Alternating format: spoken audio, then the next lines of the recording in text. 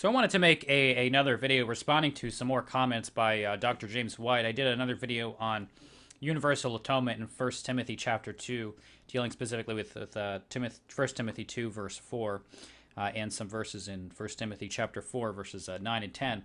And I wanted to deal with some other comments that came from that same section of the same program that deal with another text, and that is from the book of 2 Peter. So I'm just going to begin playing the clips and respond to what Dr. White had to say on this topic. Just don't do it. That the false teachers were sinning against the Lord who bought them. You know that one, right? You know where that one's found. And one of the more entertaining discussions of that one found in my debate with Brother Barker from long ago. every time I hear that one. 2 Peter 2:1. 2 Peter 2:1. But false prophets also arose among the people, just as there will be false teachers among you, who will secretly bring in destructive heresies, even denying the master who bought them, bringing upon themselves swift destruction. So what's the assumption in Michael's use of this? Is that the terminology that is used there, that agorazo, as it's found in 2 Peter 2:1, is to be taken redemptively? Now, what he's arguing here is that the word agorazo, which is translated bought, is not used soteriologically in this passage. Whereas, if we look at this text, I think the pretty obvious meaning that we would get from this is that there are false teachers who deny the Lord or the master who bought them, and we would interpret that as to be, the death of Christ on the cross, because there's all this language of Christ buying his people on the cross. And so it's a very common New Testament metaphor to refer to the work of Christ. So the clear implication is that there are some people who reject Christ, who in fact he did die for because he bought them at the cross. And Dr. White is going to make the argument here that in fact this word does not mean that Jesus bought them on the cross, but it's referring to something else. Even though every other use of agorazo has a price attached to it, this one does not. Now, this is an argument that has been very popular since the publication of a book called Definite Atonement by Gary Long. I think that book was published sometime in the 70s. And since that book was published, which dealt with a lot of these very difficult texts for those who promote limited atonement, this has been one of the arguments that you hear quite a bit. Now, the argument made is that the term agorazo in this text does not actually refer to Christ buying anything on the cross. It's not redemptive. It doesn't have to do with salvation. It's not soteriological. Instead, it has to do with something else, something that is more general regarding God's care of creation or something like that. And part of the argument, and this is what he's referring to here, is that this is the only place in the New Testament which would refer to the cross in which there would be no price mentioned. In other words, if you go to the other texts that talk about Jesus being, Jesus dying on the cross to buy people back, there's language of bought with a price, bought with his blood, things like that. And so they say, well, it's made explicit in those texts that bought does refer to the cross. But in this text, it's pretty clear that it's not referring to the cross because there's no explicit mention of this as there is in these other texts. Now, this argument I don't think works for a couple reasons. First of all, I don't think that it would necessarily have to mention a price explicitly if this is early Christian language that indeed does refer to the cross, because they would have kind of figured that out anyway, that yes, this term agorazo, it's used in our worship context, it's used in our preaching all the time in our talk to refer to something that Jesus did. So I don't think you necessarily need to spell all this out exactly. Now, the second major problem I find with this argument, which is the bigger problem, is that these texts don't indeed talk about a price as explicitly as Gary Long argues and as Dr. White is insinuating here. So let's just look at some of those texts and ask the question, do these explicitly include a price that is listed there when it's referring to Christ's death? And the first two that we see are from the book of 1 Corinthians. If you look at 1 Corinthians 6:20 or 7:23, they do speak about being bought with a price. But if we look at some of the other texts, and the other three texts are all from the book of Revelation, and if we look at those texts, I don't think that it's not as clearly stated that there is indeed a price included as Dr. White seems to argue. So let's look at a couple of those texts. Now, first we can look at Revelation chapter 5, and here I think it is pretty clear that it's talking about the cross, starting at verse 9, and they sang a new song, "Worthy are you to take the scroll and open its seals, for you were slain, and by your blood you ransomed people for God from every tribe, language, and people and nation, and you have made them a kingdom and priests to our God, and they shall reign on the earth." So here it does mention blood, so it is very much explicit that it's referring to the cross. But of course, there is no explicit, price mentioned in the same sense that it is there. But of course, the term blood does make it pretty clear that that's indeed what John is referring to here. And so the argument I want to make really comes from the next two texts, which are also from the book of Revelation, but they're both from chapter 14, and they come through verses 3 and 4.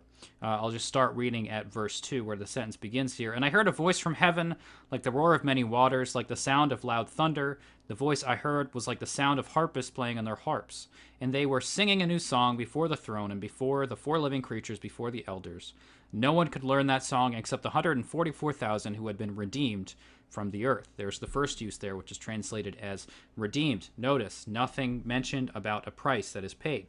"It is these who have not defiled themselves with women, for they are virgins. It is these who follow the Lamb wherever he goes. These have been redeemed from mankind as the firstfruits for God and the Lamb." And again, the word redeemed there is the term.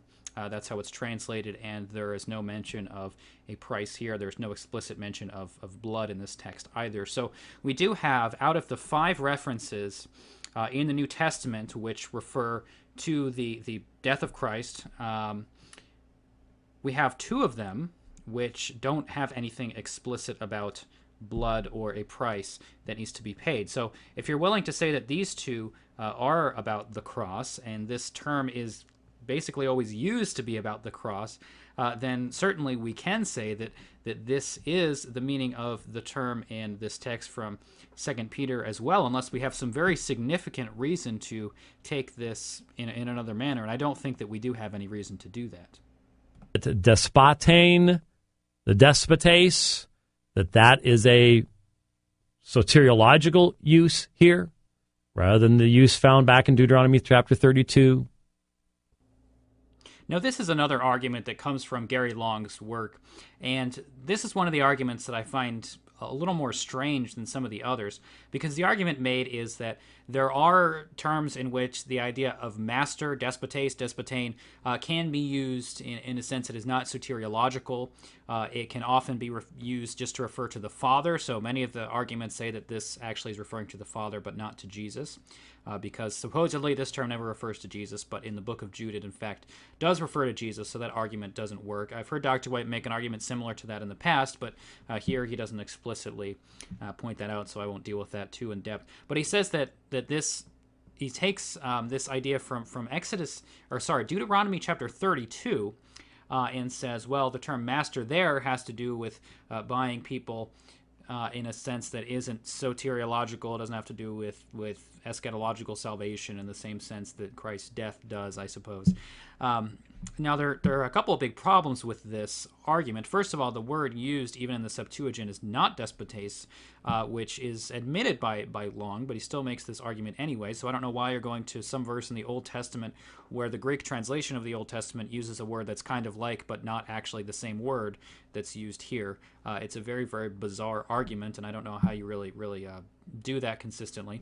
But if you look at the book of Deuteronomy, you have to ask the question, why would Peter, who's writing to a group of Christians, be using a word in a sense that connects back to the Exodus, but doesn't actually connect to the cross? Because, of course, the cross is the primary soteriological motif of the New Testament, in the same way that the Exodus was in the Old. So what's always pointed to is the cross. So the assumption, I think, should always be that the cross is the referent, unless there is a significant reason in the context to think it would have to do with the Exodus or something like that. And that simply isn't there, so I don't think we can really do that. For the people who argue that this actually doesn't refer to the Son, but it refers to the Father. There's a lot of arguments I can get into here, but the first point I want to make is that this term does refer to the Son explicitly in the book of Jude. First or Second Peter and Jude are very, very much parallel books. They're very, very similar. A lot of the language they use is almost identical. So every scholar that you see who deals with these two books is going to say that one of the books depended on the other one. Usually they'll say Jude depended on Peter, or if they don't believe that Peter actually wrote Peter, they'll say he just copied stuff from Jude. They'll say those kind of things. But the reason they say that is because the language is very, very similar in both of these books. So Jude, we have an explicit reference in the very similar context to Jesus as a master in the same sense, and that's being used soteriologically. And the other point that I would make is that the heretics here are not denying God the Father. So he's talking about those who deny the Lord who bought them. This is a Christological heresy, and we can see that as we read throughout this book. And so if indeed it is a Christological heresy, it would make sense that he's saying that they're denying the Lord who bought them, Jesus who died on the cross for them. He's not saying, oh, this heresy has to do with a view of Christ, but then go back and say, but they're denying God the Father who saved people from the Exodus. And the thought doesn't connect. And so the most logical and easy way to read this, I think, is that it is in fact referring to the cross. It's amazing that we have to go to non-soteriological passages to drive our soteriological groundwork rather than those soteriological texts like Hebrews, because when you go to Hebrews and talk about the work of Christ, it perfects those for whom it is made. It perfects those for whom it is made. See the rather lengthy discussion of that, 2 Peter 2:1, on our website. I really thought I was going to get a lot farther than this. Now, the argument he makes here is, we're taking passages that aren't soteriological and making them soteriological, and so we're taking our theory of the atonement, our view of the atonement, from a passage that's not directly speaking about the atonement, but only mentions something in passing. Now, I would first retort that I think that the Reformed, in fact, do this when they use texts like John 17, which in fact is a prayer about the church and doesn't have to do with the extent of the atonement, those for whom Jesus died. But that's another argument that we have to get into in another video, and I've gone into that in some of my writings and podcasts. And the other argument, the other thing that I would say to this argument is that this indeed is a soteriological passage. It is referring to a specific group of people that deny something very explicit about the Christian faith, and the center of the Christian faith, of course, is, the cross of our Lord Jesus Christ, and so that is in fact what they are denying. Now, it's very significant if something is mentioned in passing that disagrees with your theology, because that means that he assumed that they would understand this theology rather than the theology that is being explained here. So I think that the fact that it's made in passing actually makes more sense out of the fact that it's referring to the cross rather than something else, because that would be the first thought that they would have. That's the center of their faith.